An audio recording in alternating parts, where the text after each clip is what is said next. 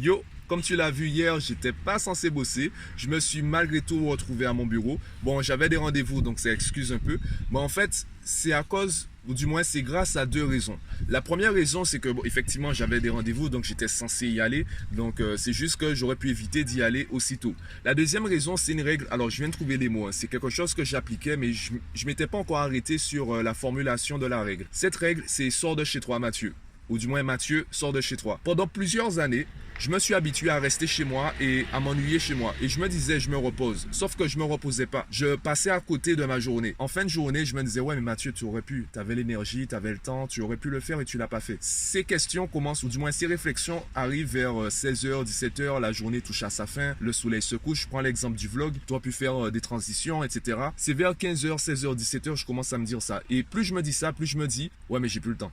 Bon ben c'est gâché. Foutu pour foutu, bon ben je laisse tomber. Et c'est pour cela que tous les jours, même si je m'ennuie, même si je suis fatigué, même si je suis malade, j'essaie d'appliquer cette règle. Mathieu, sors de chez toi. Tous les jours, j'applique cette règle. Même si je me retrouve à faire, par exemple, je vais à la salle de sport et je fais 10 minutes de sport. Comme on dit, l'appétit vient en mangeant. Eh bien, l'énergie, l'inspiration vient en faisant. C'est avec l'action que je commence à retrouver l'inspiration et la motivation de travailler. Et c'est comme ça que je me suis retrouvé à mon bureau hier. Je n'étais pas motivé pour travailler. Je voulais pas travailler. Ben, je me suis retrouvé à mon bureau et j'ai travaillé.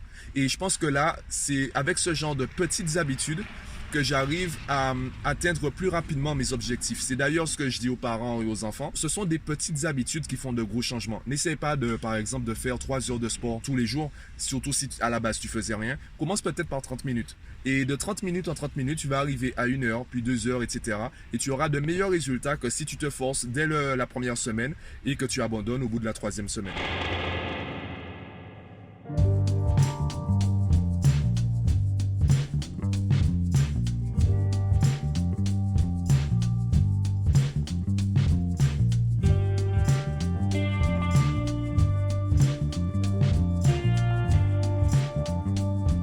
Tu le savais déjà, j'ai remplacé tous les sièges de mon bureau par des ballons de yoga.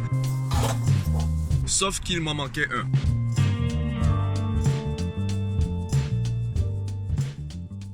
En fait, j'étais parti du principe que je ferais des groupes de 4 et puis j'ai vu qu'il y avait de la place. Je me suis dit, bon, faire un groupe de 5, c'est aussi avantageux pour moi et ça reste avantageux pour les élèves puisque ça permet à un nouvel élève d'arriver et ça dérange pas trop, on va dire, l'énergie du groupe. 5, ça va. À partir peut-être de 7, de 8, voire de 10, là, ça commence à devenir compliqué de gérer le groupe. Du coup, j'ai acheté un 6e ballon et surtout, j'ai acheté la pompe. Les gars, la pompe. La pompe, elle est super importante. J'ai galéré pour gonfler les 5 ballons. J'ai galéré. On est venu m'aider. Alors, achetez la pompe. Déjà, achète le ballon de yoga et achète la pompe qui va avec. Ça va t'économiser pas mal d'efforts. Donc, je te le recommande une dernière fois. Quand tu achètes le ballon, achète la pompe qui va avec. Un ballon et une pompe, ça revient au prix d'une chaise dans les grandes surfaces. Enfin, grandes surfaces où il y a de l'aménagement. Enfin bref, tu as compris ce que je veux dire. Donc, ça revient pratiquement au même prix qu'une chaise et c'est beaucoup plus intéressant. C'est beaucoup plus mobile. Enfin bref, c'est intéressant. C'est intéressant. C'est intéressant. C'est intéressant. Donc, achète.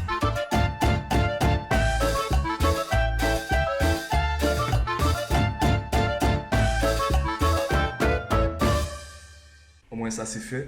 Alors, je vais juste revenir rapidement sur ma règle, Mathieu, sors de chez toi. Je me suis rendu compte que cette règle, en fait, elle répond à une dérive du perfectionnisme. Tu sais, cette volonté de toujours faire mieux, de toujours vouloir rajouter une couche pour atteindre la perfection. Eh bien, l'une des dérives du perfectionnisme, c'est que du coup, on ne fait plus. Quand je réfléchissais, quand je me disais, allez, qu'est-ce que je pourrais faire aujourd'hui? Je me demandais, est-ce que ça vaut le coup de commencer cela? Est-ce que je vais vraiment rentabiliser les efforts fournis? Si j'avais attendu d'avoir le niveau que j'ai aujourd'hui pour faire mon premier podcast, je ne l'aurais jamais fait. Dans les faits, on préfère investir de l'argent dans quelque chose de moyen, qui apporte une frustration et qui reste moyenne, qui reste assez légère, plutôt que d'investir dans des choses qui nous accordent une satisfaction complète, où on n'aura aucune frustration. Et tu vas vivre en fait dans cette schizophrénie entre les attentes des gens et ce que les gens font déjà. Parce que quand tu demandes aux gens ce qu'ils veulent, les gens te répondent sans aucune frustration. Et c'est la même chose pour toi. Tu n'as pas besoin de faire le meilleur podcast, tu n'as pas besoin de faire le meilleur vlog, tu n'as pas besoin d'avoir le meilleur montage vidéo, etc. Tu n'as pas besoin d'avoir le meilleur projet. Tu as juste besoin de quelque chose qui fonctionne et après, tu vas l'améliorer. Et c'est le courant de pensée actuel dans l'entrepreneuriat, c'est d'abord je fais et ensuite j'améliore. Je crois qu'on appelle ça l'imperfectionnisme pour rebondir par rapport au perfectionnisme. Et je trouve ça intéressant parce que, je le répète à mes élèves, dans l'expression faire bien, le premier mot c'est faire.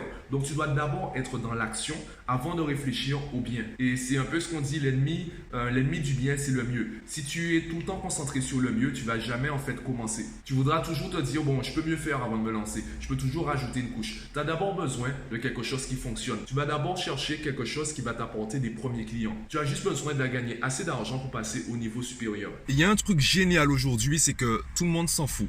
Je te le dis honnêtement, tout le monde s'en fout. Si j'arrête les vlogs aujourd'hui, si j'arrête les podcasts, si je disparais de la circulation, enfin sur Internet en tout cas, peut-être que tu seras triste au début. Sauf que dans 3 semaines, dans 3 mois, dans 3 ans, même dans 30 ans, tu auras complètement oublié en fait ce que je faisais. Tu seras passé à autre chose, tu te seras habitué à mon absence et tu auras découvert autre chose. Et c'est la même chose pour toi. C'est la raison pour laquelle en fait je fais des vlogs tous les jours. Ça me permet de progresser beaucoup plus vite. Si je faisais un vlog par semaine, il me faudrait attendre une autre semaine pour qu'on puisse me dire si j'ai vraiment progressé, si j'ai vraiment amélioré les choses. Tu peux regarder aujourd'hui, c'est le vlog numéro 15. En 15 épisodes, tu peux voir une évolution. Parfois une évolution positive, parfois une évolution négative. J'ai fait des vlogs très courts, des vlogs très longs, des vlogs où il manquait de dynamisme, des vlogs où il manquait de musique, etc. J'ai amélioré, j'essaie d'apporter un truc et aujourd'hui, ce que j'essaie de faire, ce sont des vlogs beaucoup plus courts, beaucoup plus consistants, tout en gardant une certaine forme de dynamisme qui permettent à tout le monde de tenir jusqu'à la fin. C'est ce que j'essaie de faire et c'est la raison pour laquelle en fait il faut faire tous les jours. Donc si tu veux produire quelque chose, fais-le aujourd'hui et fais-le tous les jours. Commence petit, commence tout petit et grandis chaque jour.